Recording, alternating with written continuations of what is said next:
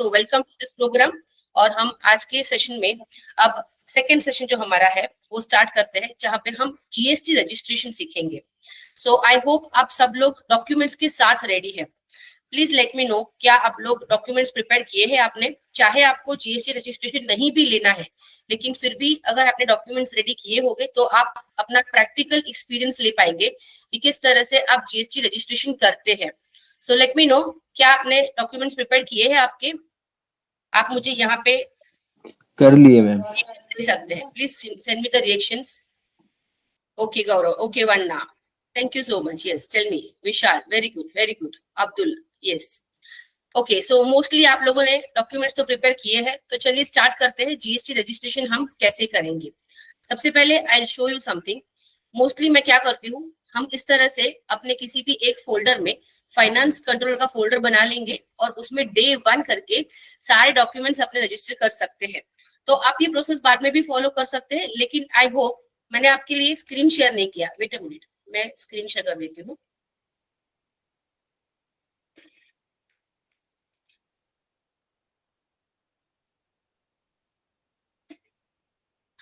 Okay, अब मेरा screen visible है आपको? Okay okay okay, so you can see my screen. Fine, तो मैंने इस तरह से यहाँ पे एक फोल्डर बनाया है डॉक्यूमेंट्स में फाइनेंस कंट्रोलर करके, और उसमें मैंने फिर से डे 1 का फोल्डर बना दिया है आज के दिन का। और अब मैं उसमें जीएसटी रजिस्ट्रेशन के मेरे जितने भी डॉक्यूमेंट्स है, जिनको लेके मैं आज अप्लाई करने वाली हूँ जीएसटी, उनके डॉक्यूमेंट्स मैंने यहाँ पे सेव कर दिए हैं। सो उसी तरह से आप भी अपने लर्निंग के लिए फोल्डर क्रिएट कर सकते हैं, उसमें जीएसटी रजिस्ट्रेशन के आपके डॉक्यूमेंट्स जो आप लेके आए हैं वो उसमें ऐड कर सकते हैं।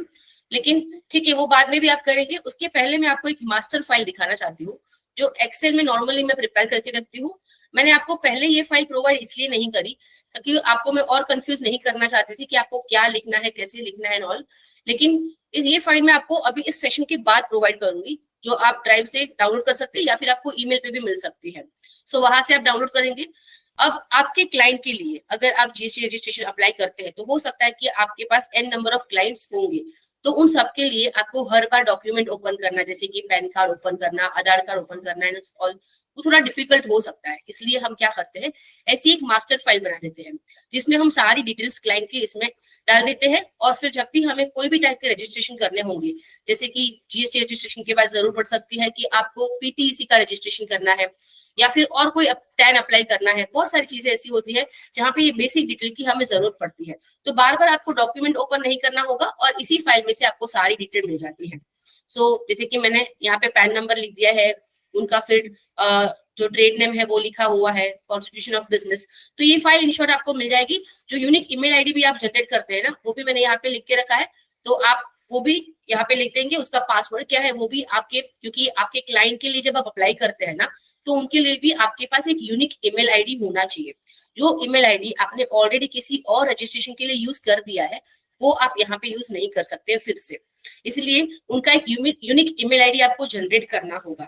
अब क्या होता है कि कभी कभी हम जब एज अ कंसल्टेंट क्लाइंट के लिए जीएसटी रजिस्ट्रेशन अप्लाई करते हैं ना, तो अपना ही ईमेल आईडी डाल देते हैं।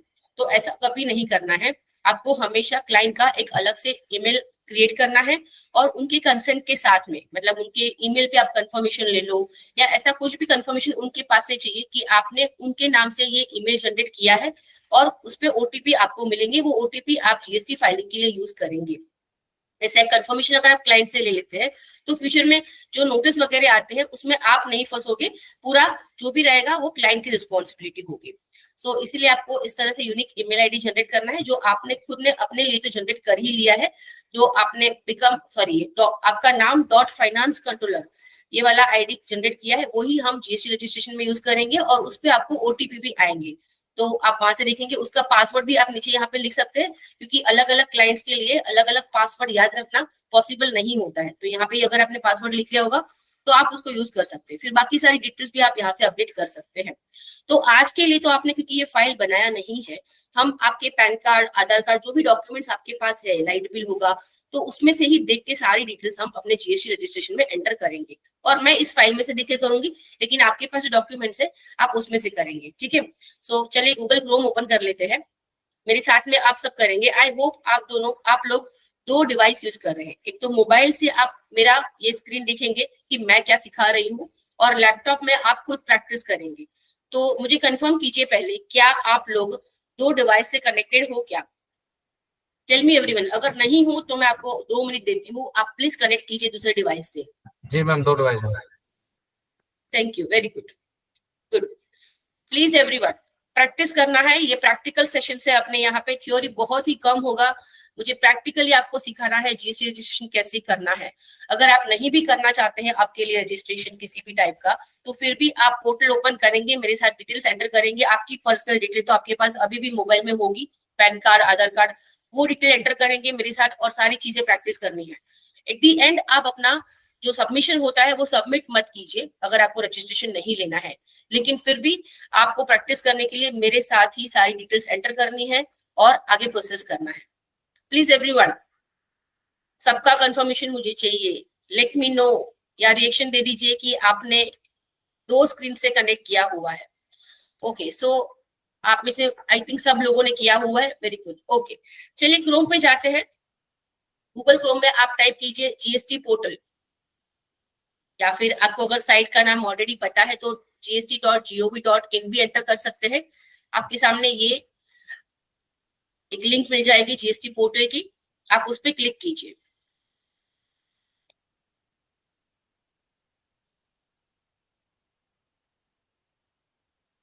जीएसटी पोर्टल ओपन हुआ, राइट?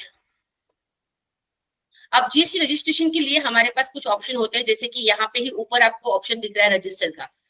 अगर आप में से कोई पीछे रह रहा है, मतलब नहीं हो पा रहा है किसी रीजन से, तो प्लीज लेट मी नो, मैं 2 मिनट के लिए आपके लिए वेट कर सकती हूँ, लेकिन मेरे साथ में ही कीजिएगा।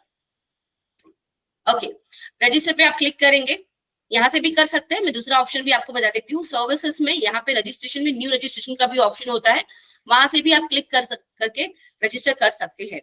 और नीचे भी शायद ऑप्शन नहीं, ये पहले वाले ओल्ड साइट में था, न्यू साइट में ये नहीं है। ठीक है, यहाँ से आप रजिस्टर पे क्लिक करेंगे।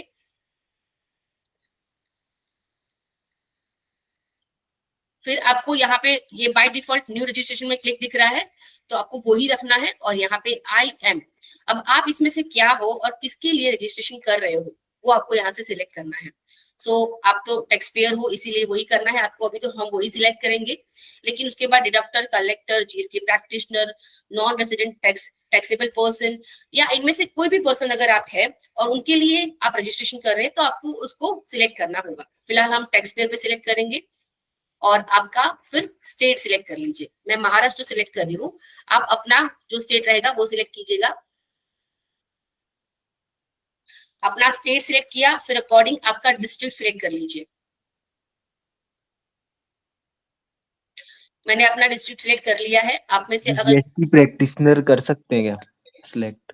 जीएसटी प्रैक्टिशनर अभी मत कीजिए आप, क्योंकि आप में उसमें कोई क्वेरीज अगर डिफरेंटली आ गई तो फिर आपके लिए स्पेशली मुझे सब लोगों को होल्ड करवाना पड़ेगा। आप अभी वेट कीजिए। प्रैक्टिशनर के लिए कुछ क्वेरीज वगैरह होगी तो आप बाद में मुझे पूछ सकते हैं। आप जब प्रैक्टिस करेंगे ना, या फिर आपके लिए अप्लाई कीजिए आप शाम को, तभी मुझे कुछ क्वेरीज होगी तो आप क्या मुझे व्हाट्सएप पे पूछ भी सकते हो, और मैं आपको उसका रिप्लाई कर सकती हूँ।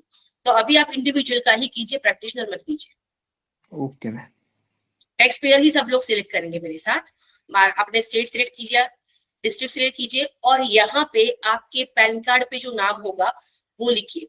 आपके बिजनेस का नाम कुछ भी हो सकता है, लेकिन यहाँ पे आपको लीगल नेम ऑफ बिजनेस में जो आपके पैन कार्ड पे नाम होगा वो ही लिखना है। पैन से एज इट इज कॉपी कीजिए यहाँ पे, और वही नाम आपको यहाँ पे एंटर करना है।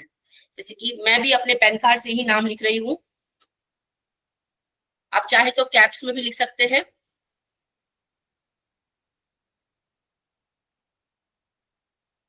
और नीचे आपको पैन नंबर एंटर करना है आपका, वो भी पैन कार्ड से देख के आप एंटर करेंगे।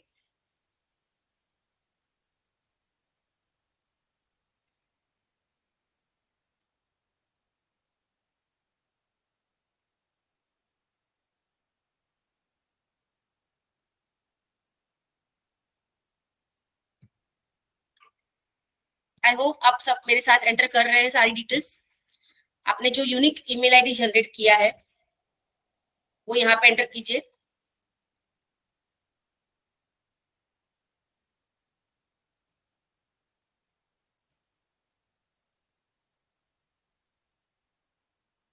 चेक कीजिएगा प्रॉपरली करेक्ट ईमेल आईडी आप एंटर कर रहे हैं, और आपका मोबाइल नंबर जो आधार से लिंक्ड हो वो आप यहाँ पे एंटर करेंगे।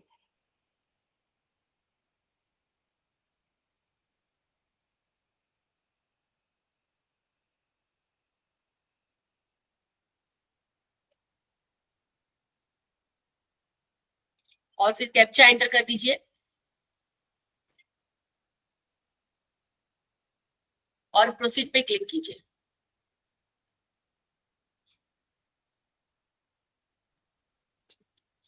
अब आपने जो मोबाइल नंबर रजिस्टर किया है उस पे आपको ओटीपी आया होगा, और आपने जो ईमेल यहाँ पे एंटर किया है उस पे भी ओटीपी आया होगा। दोनों का ओटीपी आप एंटर करेंगे।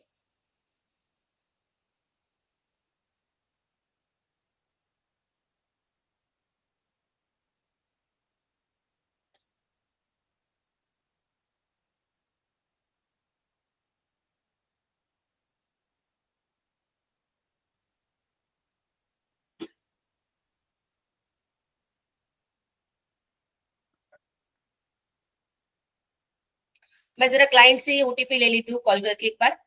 आप ये भी देख सकते हैं, अगर क्लाइंट के लिए आप रजिस्ट्रेशन करते हैं तो आप क्लाइंट से किस तरह से बात करेंगे, क्योंकि उनसे आपने ऑलरेडी जो आधार से लिंक होगा वो नंबर तो लिया ही होगा। अब ओटीपी के लिए आपको कॉल करना है, तो मैं आपको लाइव दिखा रही हूँ। मैं उनको कॉल कर रही हूँ और उनसे ओटीपी ले रही हूँ।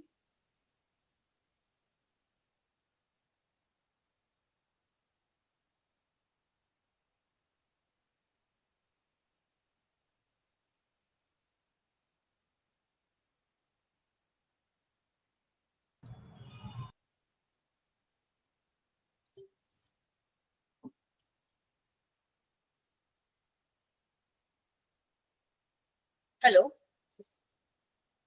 हेलो हेलो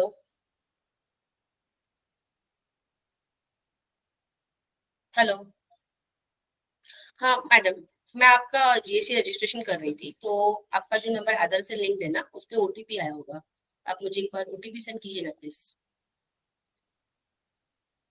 जी बताइए।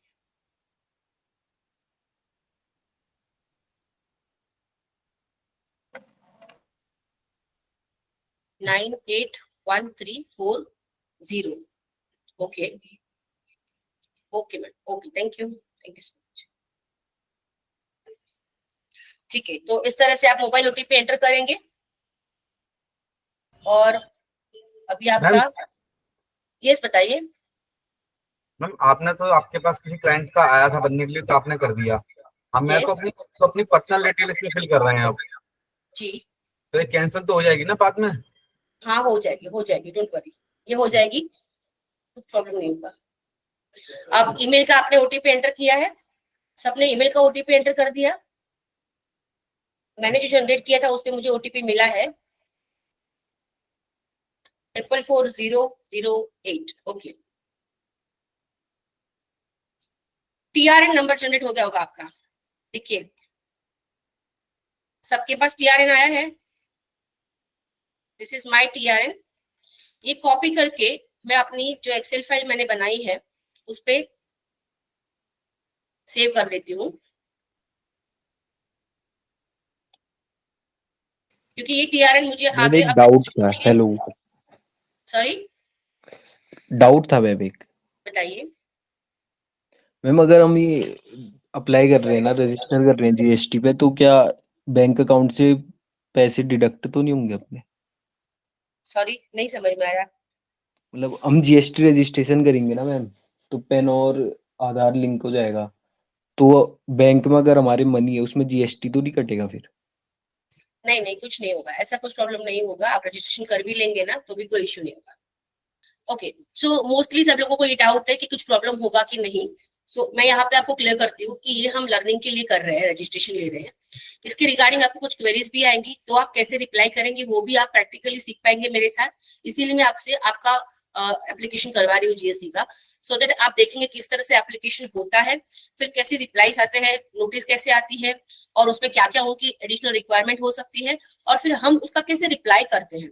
तो आपको इन शॉर्ट यहाँ पे कोई प्रॉब्लम नहीं आएगी। और अगर आप चाहे तो रजिस्ट्रेशन लेने के बाद, जैसे हमारा ये प्रोग्राम एंड होगा बाय एंड ऑफ जून, तो हम जून में इसको वाइंड अप भी करेंगे, मतलब रजिस्ट्रेशन कैंसिल भी कर देंगे।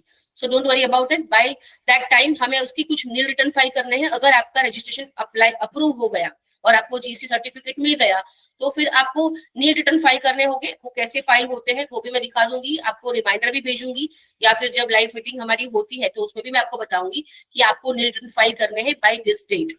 तो आप अकॉर्डिंगली वो भी सारे प्रोसेस करेंगे और हम बाद में उसको वाइंड अप भी करेंगे, डोंट वरी अबाउट इट। तो अगर फिर भी आपको कहीं ना कहीं ऐसा लग रहा है कि नहीं मुझे नहीं लेना है, तो डोंट वरी, आप एट लास्ट में जो पॉइंट होगा फाइनल सबमिशन का वो सबमिट ना करें, ठीक है। लेकिन ये प्रोसेस मेरे साथ जरूर फॉलो करें, ताकि आपको दिखेगा कि रजिस्ट्रेशन में और क्या क्या डिटेल्स हम अपलोड करते हैं, ठीक है। अब ये पार्ट ए था जो हमने यहाँ पे जनरेट किया है, और टीआरएन उसकी वजह से जनरेट हो गया है, और ये हमें 15 डेज का टाइम देता है कि अब पार्ट बी आप नेक्स्ट 15 डेज में कंप्लीट कर लो। तो यहाँ पे आज के डेट के हिसाब से 20 अप्रैल हमारा लास्ट डेट है, उसके पहले हमें पार्ट बी कंप्लीट करना होगा और सबमिट कर देना होगा एप्लीकेशन। अगर बाय दिस डेट हमने नहीं किया तो फिर हो सकता है कि हमारा ये एप्लीकेशन आगे प्रोसेस ना हो और कैंसिल हो जाएगा। हमें फिर से वापस एप्लीकेशन करने के लिए नया एप्लीकेशन, मतलब फिर से पार्ट ए फिलअप करना पड़ेगा, ठीक है। सो यहाँ से आप प्रोसीड कर लीजिए, और अब आपका जो टीआरएन आया है वो आप यहाँ पे एंटर कर दीजिए। आपका टीआरएन आपके ईमेल में भी आया होगा और आपके मोबाइल में एसएमएस में भी आपको टीआरएन मिल गया होगा। तो आप यहाँ पे अपना ईमेल ओपन करके उसमें से टीआरएन कॉपी कर सकते हैं और यहाँ पे पेस्ट कर दीजिए।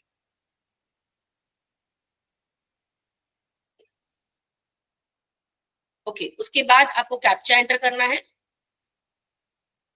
और प्रोसीड पे क्लिक कर लीजिए। आई होप आप मेरे साथ हैं, मैं प्रोसीड पे क्लिक कर रही हूँ। ओके, इसके पहले किसी को डाउट है तो just let me know.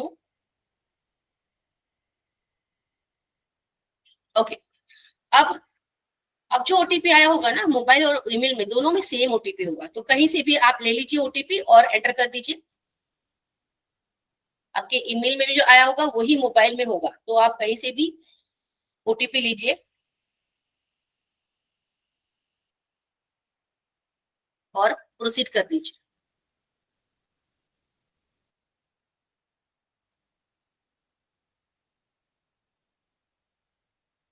Okay, अब आपके सामने ये पेज ओपन हो रहा है माई सेव्ड एप्लीकेशन का। डैशबोर्ड में माई सेव्ड एप्लीकेशन, उसमें ये फॉर्म जीएसटी REG 01 दिखा रहा है आपको, जो जीएसटी एप्लीकेशन का फॉर्म होता है। ये फॉर्म नंबर होता है REG 01। डिस्क्रिप्शन भी दिखेगा, application for new registration, expiry date इसकी दिख रही है। स्टेटस में अगर आप देखेंगे तो यहाँ पे जो आई बटन दिख रहा है उसको क्लिक कीजिए, आपको सारे स्टेटस मिल जाएंगे। किस टाइप के स्टेटस यहाँ पे दिख सकते हैं और उसकी मीनिंग क्या होते हैं। ड्राफ्ट मतलब आपने अभी तक सिर्फ सेव ही किया है, सबमिट नहीं किया है, ठीक है। पेंडिंग फॉर वैलिडेशन मतलब आपने सबमिट तो कर दिया है, लेकिन अभी वहां से कोई वैलिडेशन नहीं आया है इन साइड से, ठीक है। जहां से आपके पैन और आधार पहले तो चेक होते हैं, वेरीफाई होते हैं, उसके बाद वैलिडेशन का आता है मैसेज, तो वो अभी तक बाकी है, तो ये मैसेज मिलेगा आपको, ये स्टेटस दिखेगा। वैलिडेशन में कुछ एरर है तो ये भी आ सकता है।